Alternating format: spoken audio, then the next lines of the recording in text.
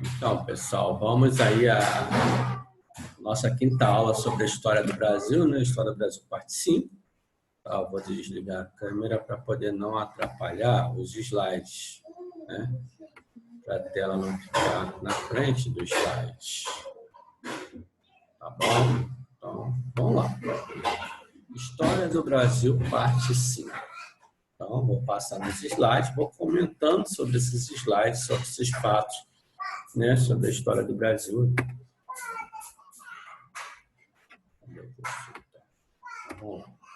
A corte chega ao Brasil em 1808. Bom, existiu um motivo muito forte, né, para a família real vir para o Brasil. No início do século XIX, o imperador francês Napoleão Bonaparte, ele queria dominar a Europa, né?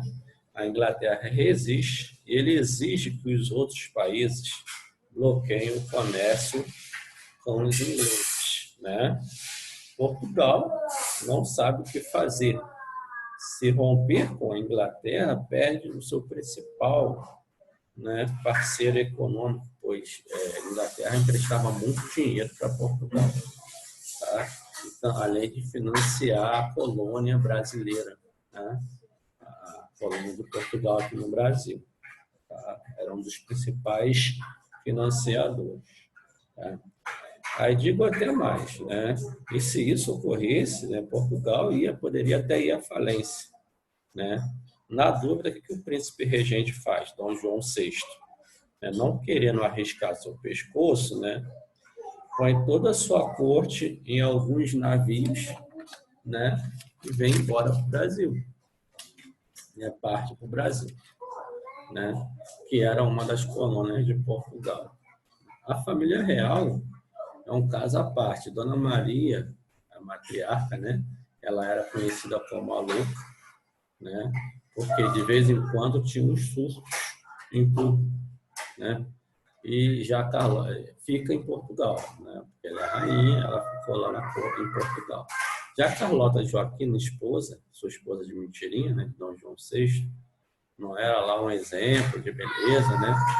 Mas era uma mulher muito independente, além de ser muito habilidosa na política. Vivia conspirando com frequência contra seu próprio marido a fim de assumir o trono. Né?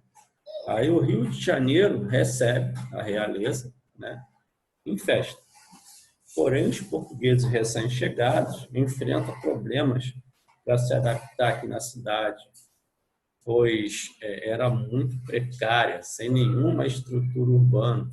Né? Por isso, várias pessoas, né, foram retiradas também, por isso, várias pessoas que aqui residiam foram retiradas de suas casas para abrigar aos quase 12 mil membros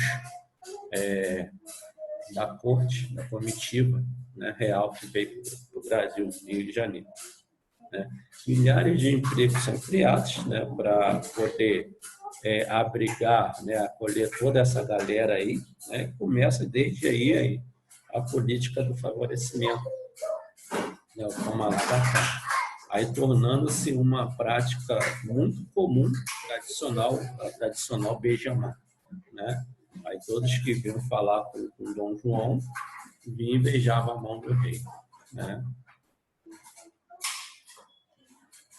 Então, quando Dom João ainda não tinha o título, né, de sexto, né, pois ele ainda não era rei, ele era príncipe, né, príncipe regente, né, chamado de regente, pois a rainha, sua mãe, né, a louca, né, Dona Maria, né, ele quem governava. Ela foi deixada um pouco de lado devido aos seus surtos, né, e aí Dom João governava daqui do Brasil, né, Portugal. Até porque ele não era nem para ser o rei, tá? Ele foi porque, né, meio que obrigado, né? Quem era para ser o rei era seu irmão, Dom José, jovem de 27, brilhante ele, né? Que morre aos 27 anos, tá? Aí ficando assim, caindo no colo, nessa responsabilidade para Dom João, que era o segundo irmão, né? Ele não desejava esse trono, porém ele era um grande estrategista, tá? Ele era um grande estrategista, tá? além de ser o único rei a ficar com a coroa na cabeça em uma Europa toda dominada por Napoleão. Tá? Viu? Um dos motivos da família vir para cá foi justamente essa coisa de Napoleão querer dominar toda a Europa. Tá? O Brasil abre seus portos para a Inglaterra, né? Portugal vindo para cá, a Inglaterra é a principal parceiro econômico de Portugal.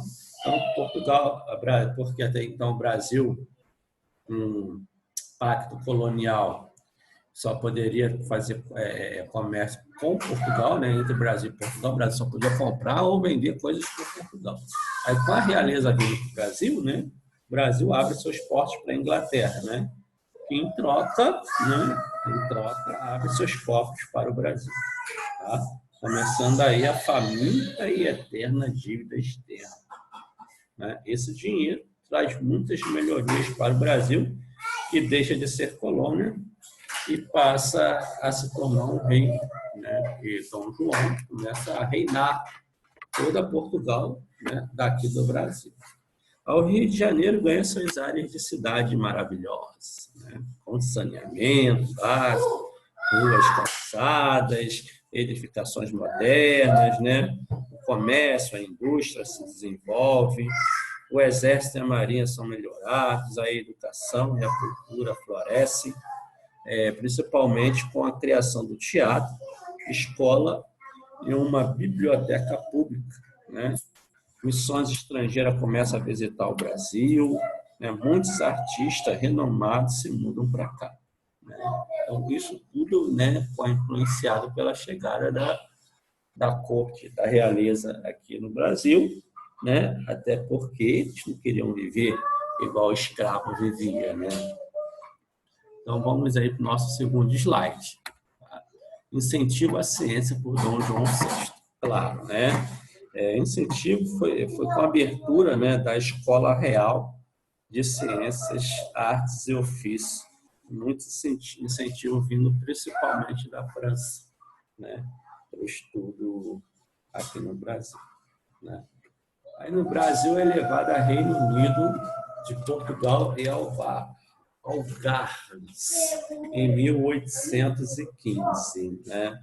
Por que o Brasil foi levado a Reino Unido de Portugal e Algarves, em 1815? Bom, foi a designação oficial assumida, 16 de dezembro de 1815, pois o Brasil deixa de ser colônia de Portugal, né, e passa a ser reino, né, devido à transferência, né, a vinda de toda a família real para o Brasil, exceto Dona Maria, tá, que fica em Portugal.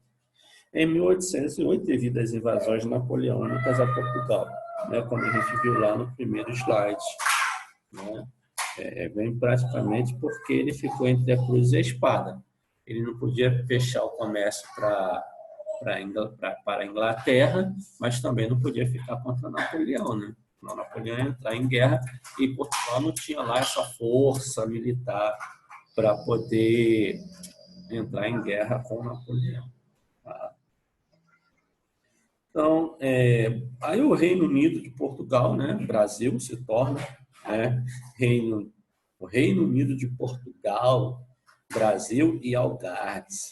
Teve somente 2 reis, que foi Dona Maria, né, que era a rainha, e Dom João VI, príncipe regente, pois reinava Portugal daqui do Brasil, né, devido aos surtos de sua mãe. Ela foi deixada de lado, né? Com o Brasil se tornando independente em 1822. Na verdade, já começa aí já todo o processo de independência. Claro, não foi através de Dom João que aconteceu isso, porque Dom João se torna mais tarde rei de Portugal, não queria perder essa colônia aqui, essa mina de ouro que era o Brasil. Vamos para o próximo slide. Revolução de Pernambuco em 1817, né? Então, vamos falar um pouquinho sobre isso, né? Também conhecida como Revolução dos Padres, como um movimento de caráter liberal, tá?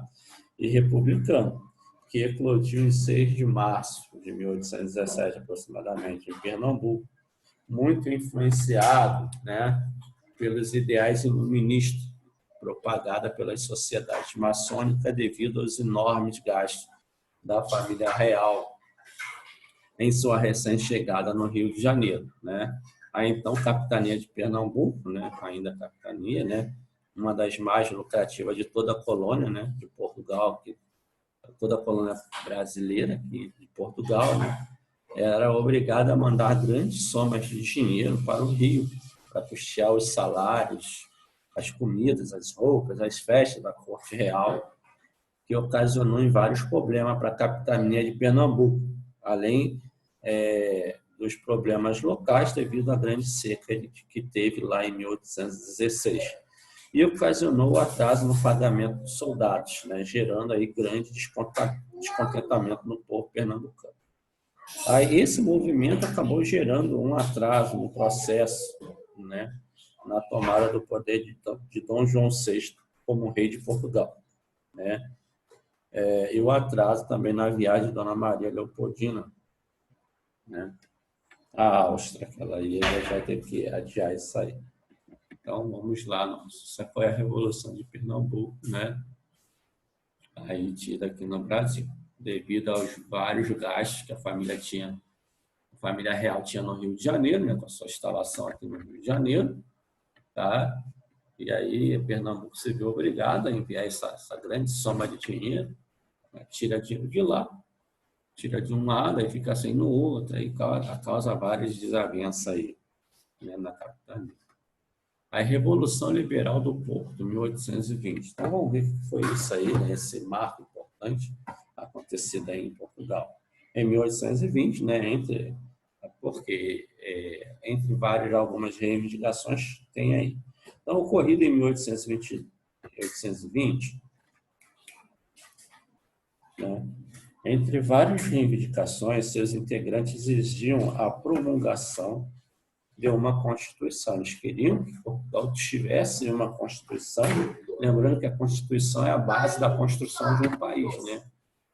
Porque ali está os deveres, as obrigações, os direitos, tudo ali fica tido naquela Constituição. É o livro do país que rege um país, né?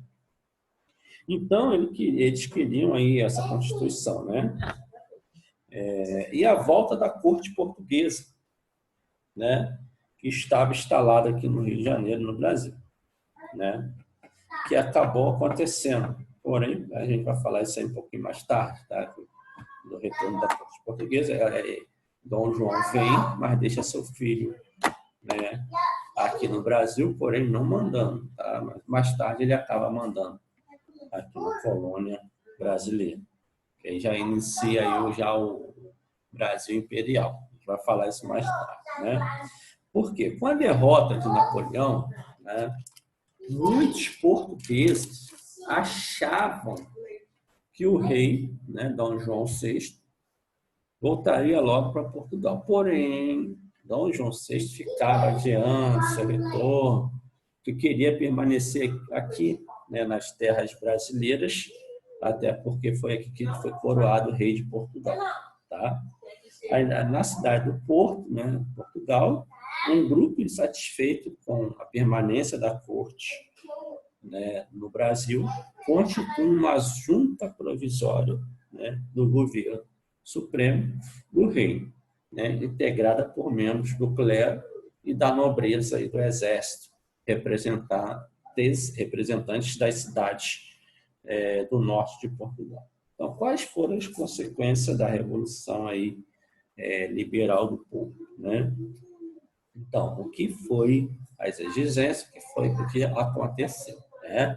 Então, vamos lá. Foi o seguinte, ó, a volta da corte portuguesa para o Brasil, né, para Portugal, perdão, eles voltam todo mundo para Portugal, a elaboração e promulgação da sua primeira Constituição, né, primeira Constituição portuguesa, o fim do Estatuto absolutista, né, onde o poder era todo centralizado no rei, então, estava com isso, a articulação da elite brasileira em torno de Dom Pedro, que era filho de Dom João VI, que faria, mais tarde, né, faria Brasil independente.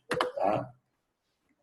Então, essas aí foram as consequências aí dessa Revolução do Porto. E, praticamente, né, a gente viu que se inicia lá a ideia de independência, né, no slide anterior, com a Revolução de Pernambuco, mas aí fica mais enfatizada aí com a Revolução Liberal do Porto, com toda a família real, a corte real, voltando para Portugal. Deixa teu filho, Dom Pedro, né? Mais tarde será coroado imperador do Brasil, torna-se então Dom Pedro I. Né? Então vamos para o nosso próximo slide, retorno da corte portuguesa para Portugal, né? Que foi uma das exigências aí né, da Revolução Liberal do Porto, né? Além da promulgação da Constituição Federal, a outra exigência foi o retorno, né, da família real para Portugal, de toda a sua corte concílio. E aí, como já falamos, né, no slide anterior, né, foi uma das exigências da Revolução do Porto, né, por pressão popular. Após a morte de Dona Maria I, a louca, né, foi exigido então a destituição do Pacto Colonial, né, que retornasse aí o Pacto Colonial Brasil-Portugal, tá? E consequentemente, o retorno da família ao reino.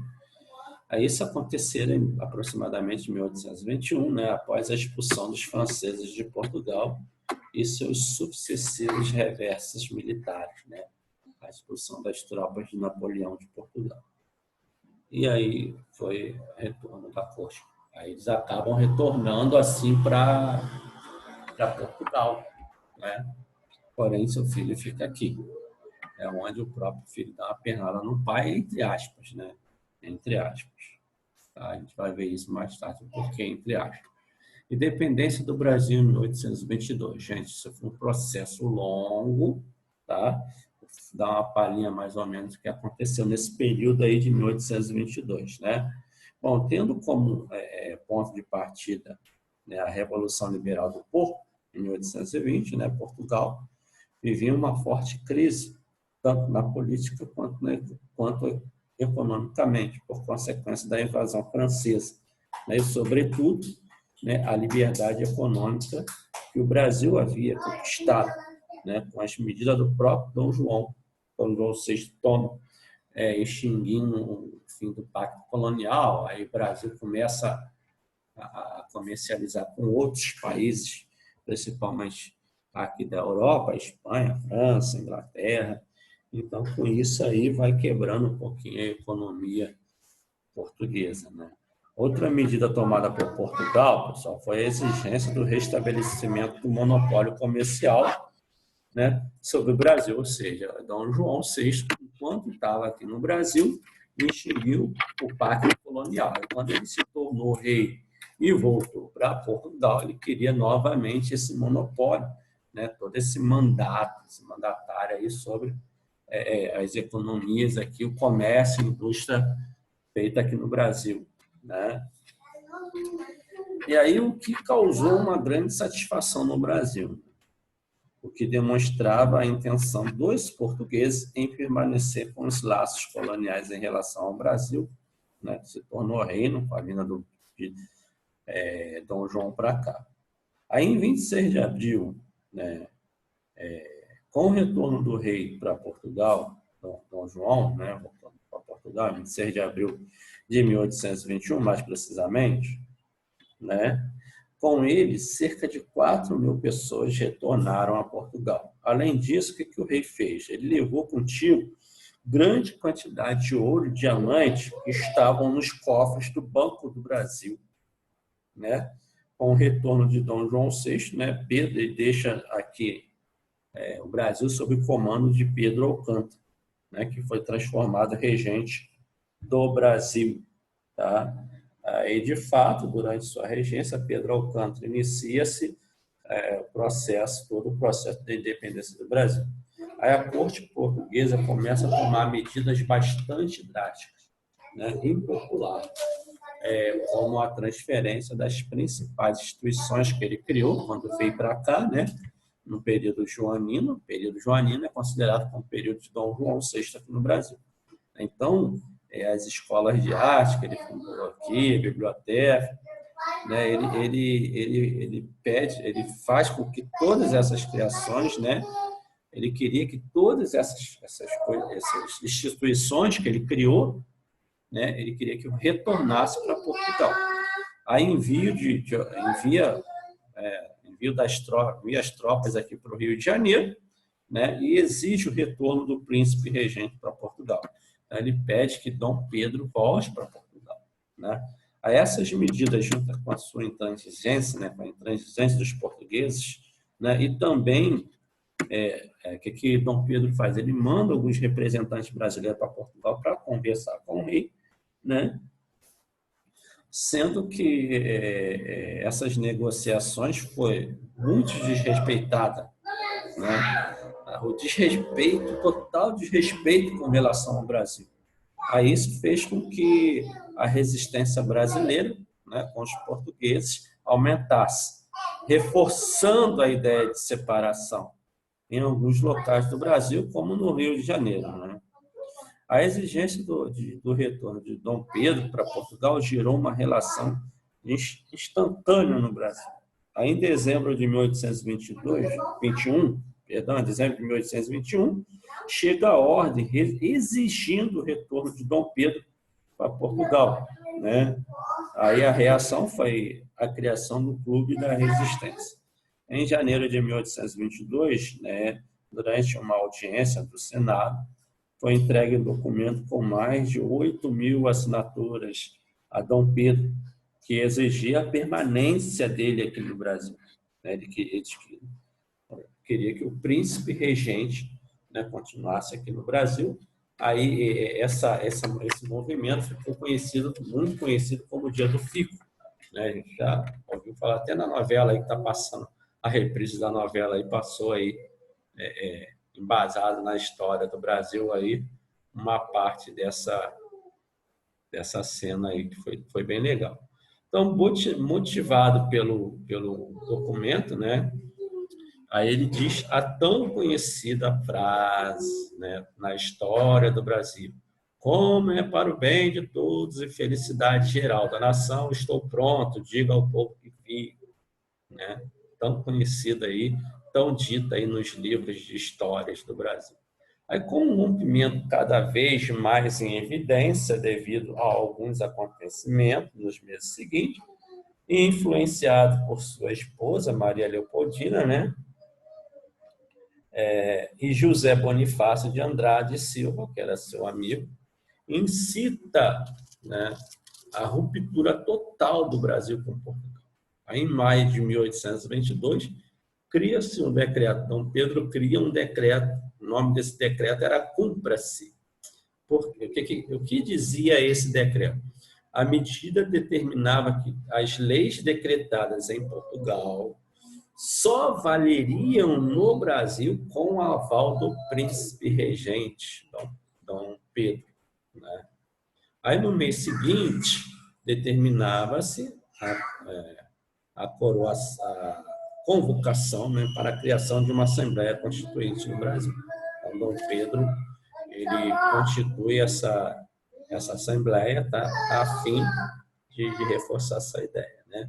Com isso, reforça a progressiva separação entre Brasil e Portugal, pois as ordens de Portugal não valiam no Brasil e, além disso, né, esboçava-se uma nova Constituição para o Brasil, que até então a Constituição do Brasil era a mesma que de Portugal, uma vez que o Brasil era colônia de Portugal, tá? Então, começa a esboçar-se essa nova Constituição para o Brasil, né? Só que esse assunto a gente vai falar um pouquinho mais tarde sobre a Constituição. Aí, em 28 de agosto de 1822, chega a Ordem de Lisboa do retorno de Dom Pedro a Portugal, acusado de traição, né, dele e seus ministros no Brasil, além de medidas tidas pelos portugueses acabando com seus privilégios. Ordem essa lida por sua esposa Maria Leopoldina, que convenceu Dom Pedro da necessidade do rompimento com Portugal. Né? E aí que começa o zum de Dom Pedro, né? E aí começa a botar lá na cabeça dele Maria Leopoldina de um lado, José Bonifácio do outro, cara, vocês têm que se tornar livre de Portugal, tem que se tornar livre de Portugal, né? Aí, na ocasião, Dom Pedro, príncipe regente, leu todas as notícias e ratificou a ordem da independência com grito às margens, né, do Rio Ipiranga, conforme registro aí, né, está registrado na história oficial.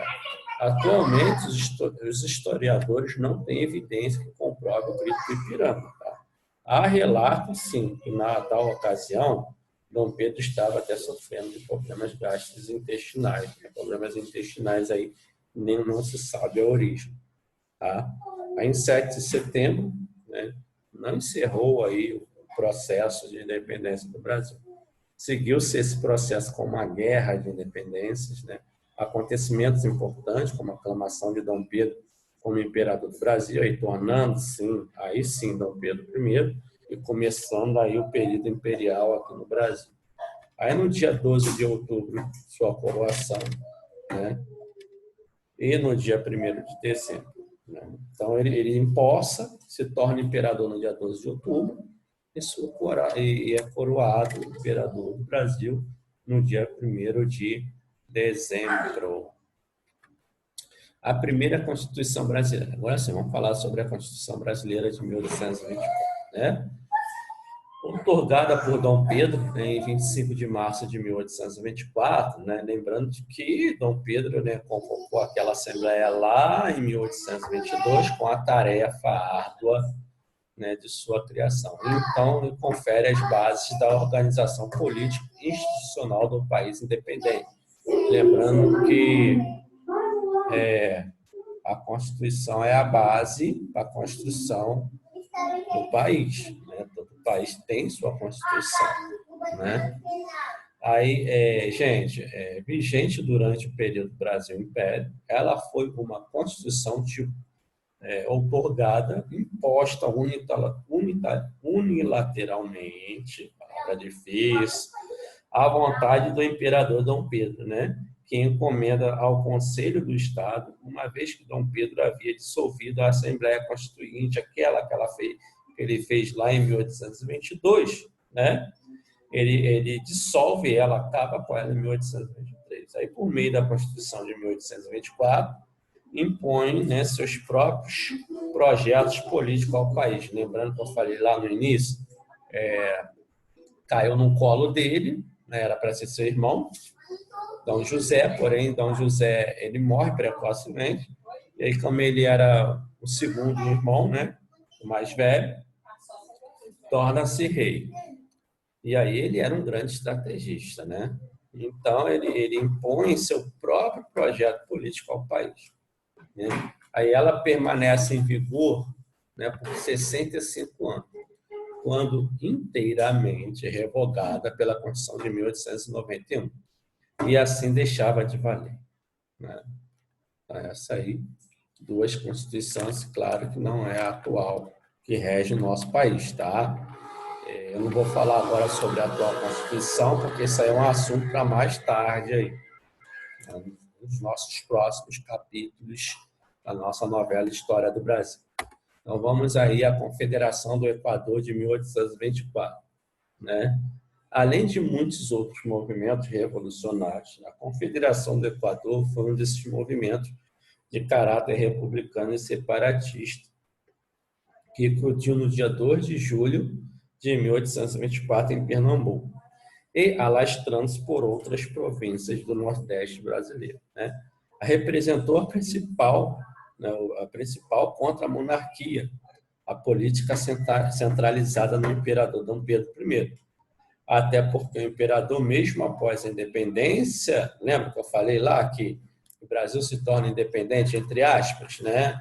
Então, aí, por que é entre aspas? Porque é o seguinte, né?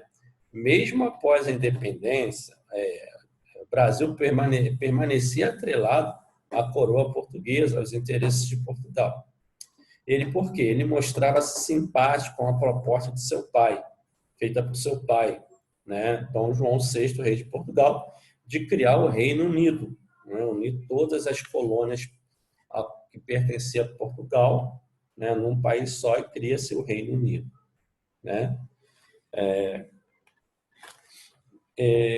Que já falamos aí até sobre esse Reino Unido anteriormente, lá no terceiro slide, né? Com base em uma fórmula, porém, ele concederia ao Brasil total autonomia, ou seja, Portugal não queria largar o osso, né? Porque o Brasil acabou se tornando a principal economia de Portugal, tá? Acabou se tornando a principal economia de Portugal.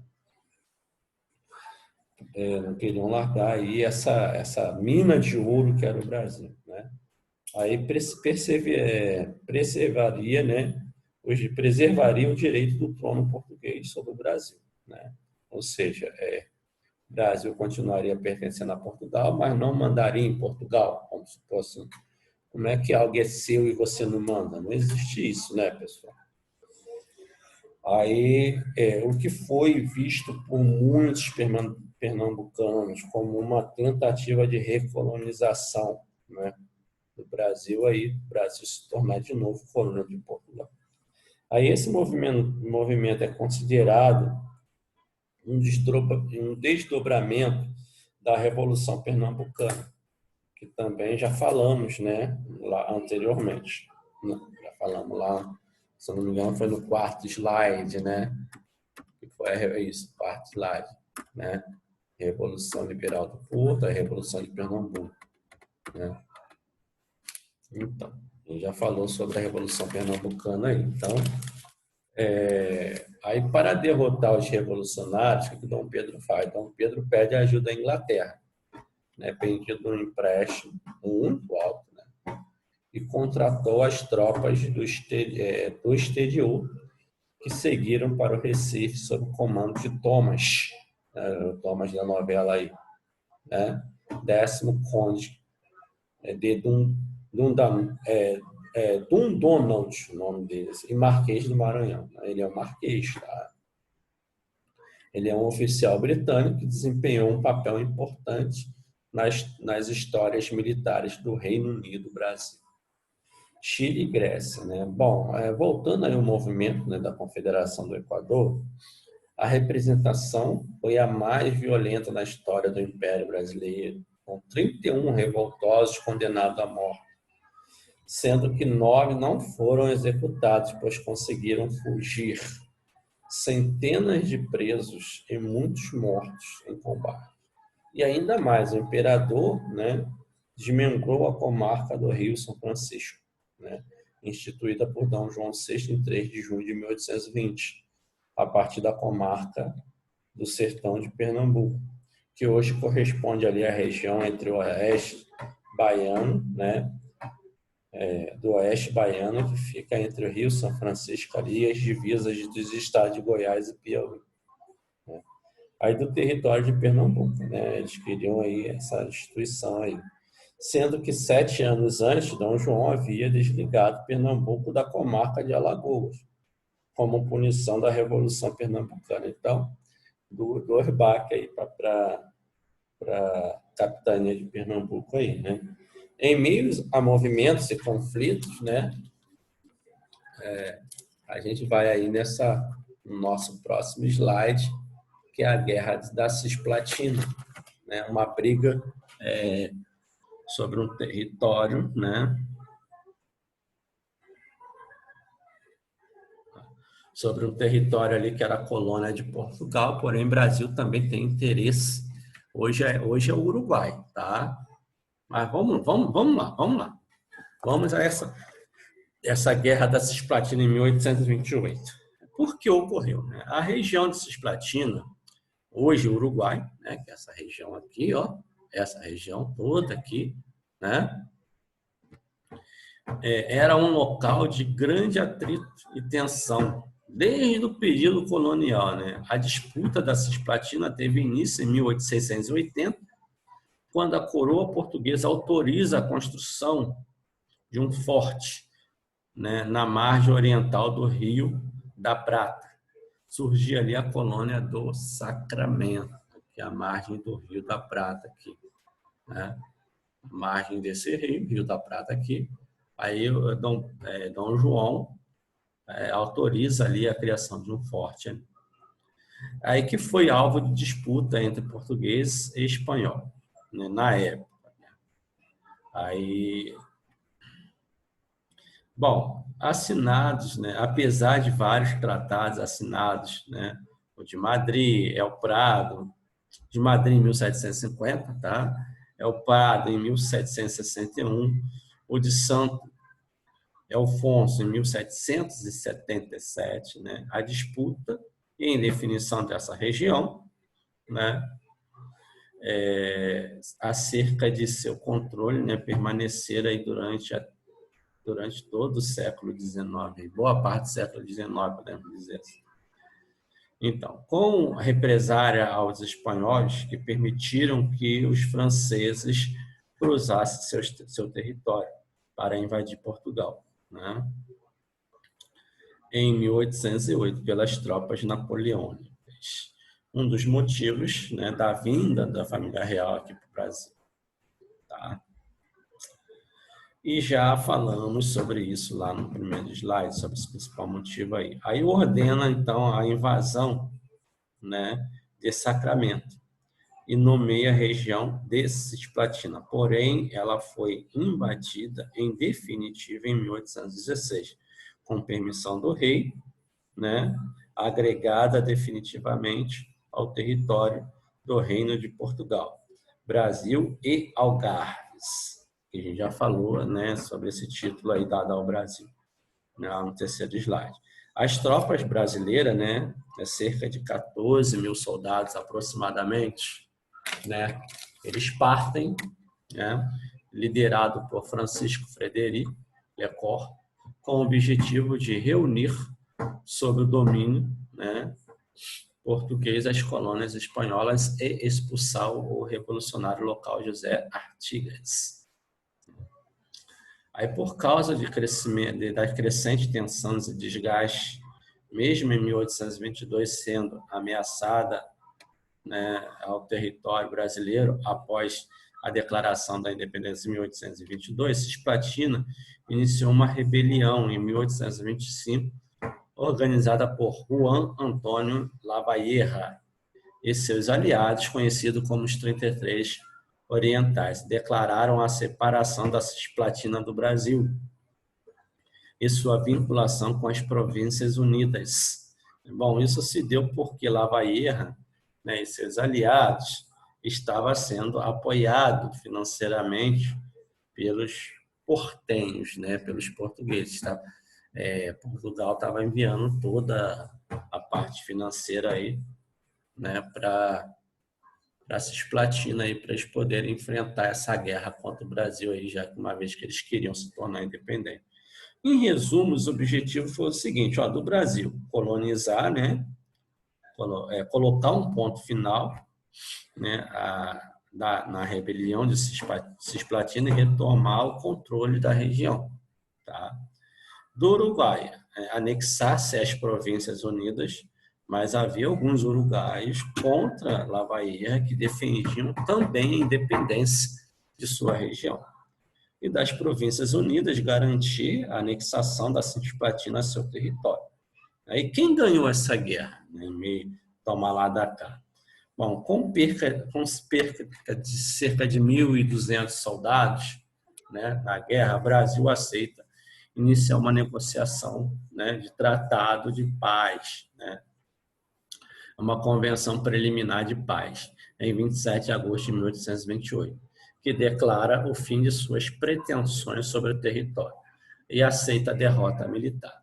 Os argentinos também declinam e não alcançaram seus objetivos, pois nesse acordo, argentinos e brasileiros concordam pelo fim de suas pretensões, né, na Cisplatina, né, e pela independência da região. Tá? Aí surge aí, assim, a República Oriental do Uruguai, hoje conhecido, o país uruguaio aí, né? Como consequências, né, aqui no Brasil, a guerra, além de ampliar a crise econômica, né, devido aos gastos gigantescos que o Brasil, né, culminou com a quebra da economia, tá, do país, né, que emitiu um grande volume, né, de moedas, né? O Brasil, consequência disso, para poder pagar os soldados e tudo mais, né, financiar toda essa guerra, emite aí um grande volume de moeda, né, dinheiro. Aí o que ocasiona, né? Essa crescente emissão acabou ocasionando a desvalorização, né, da moeda brasileira. Hoje você está vendo aí que é uma das mais desvalorizadas aí, né? Se você comparar a moeda brasileira, a moeda americana, a moeda europeia, você vai vendo aí, né? Principalmente o Brasil, que vivia mudando o seu plano financeiro, né? Hoje é real, né? Já foi cruzado, cruzeiro, cruzado novo. Oh, meu Deus do céu. E cada vez que mudava, diminuía-se o valor, né? Aí, com isso, né, também a imagem do imperador, né, do nosso imperador, sofre um enorme desgaste, pois ela já vinha sofrendo, né, com um contínuo desgaste desde 1822 por conta de seu autoritarismo muito mandão, muito autoritário, principalmente a Constituição, né? Ou seja, ao final da guerra, com sua derrota e a crise econômica, fez sua popularidade despencar, né? E aí vamos ver se tem o próximo. Acabou, né? Esse é o nosso último slide, né, da aula de hoje. Né? A gente vamos parar por aqui, nós vamos parar por aqui, né? E lembrando que a história não é absoluta, tá bom, pessoal? São relatos, fatos históricos. Existem alguns documentos, mas não todos, né? Principalmente o grito do Ipiranga. Não tem documento sobre isso, tem relatos sobre isso, tá, pessoal? Então, a gente vai parar por aqui, né? E até a nossa próxima aula aí, tá? Deixa eu voltar aqui para a minha imagem, minha foto bonitinha. Então, a gente vai parar por aqui, tá? E essa semana a gente vai ter aí, nessa semana que vem agora, né? Vai ser aula de geografia, né? E na outra semana, História do Brasil, parte 6. Espero contar com vocês, tá? Valeu, gente. Boa tarde.